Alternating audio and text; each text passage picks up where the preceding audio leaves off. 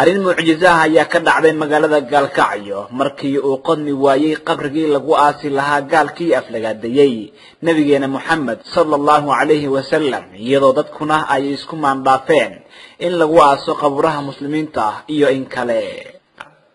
wararka aan ka helayno magaalada Gaalkacyo ee gobolka Mudug ayaa xaqiijinaya in dib badan lagala kulmay aaska Cabdiwali Cilmi Yare oo ahaa ninkii sheegtay nabinimada isla markaana aflagaadeeyay nabigeena maqaamka sare leh ee Muhammad sallallahu alayhi wa sallam. goobjoogayaal ayaa warbaahinta u xaqiijiyay in habeen iyo maalin xiriir ah la qodayay godkii la doonayay in lagu aaso baqtiga ninka gaalka ah balse uu qodmi waayay.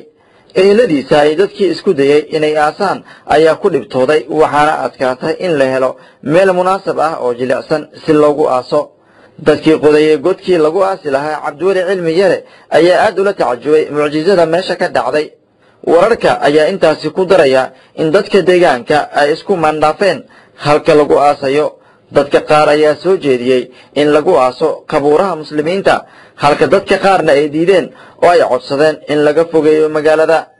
qof ka mid ah dadka ku sugan magaalada Gaalkacyo oo saaka la hadlay Andalus ayaa ugu horeen ka hadlaya dhibkii laga maray qoditaanka godkii lagu aasi lahaa baqtiga gaalkii aflagaadeeyay suubanaana Muhammad sallallahu alayhi wa sallam.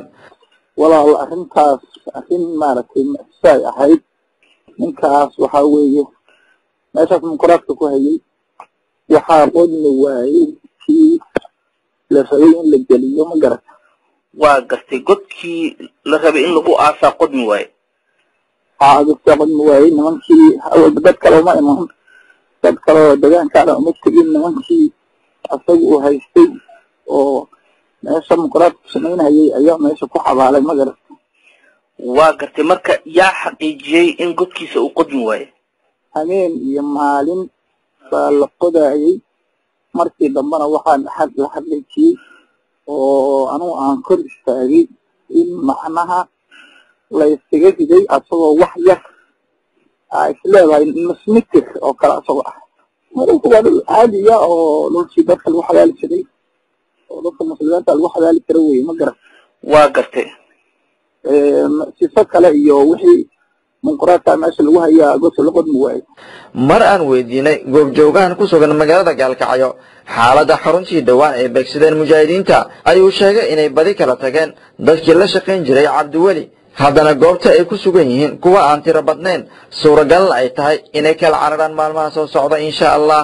qoladii niyaha waa ku sugan yihiin laakiin adoo barbaleen badan baa ka jira oo dadkii waxay u badan tahay meeshaas sidaas ku burburta ma garata.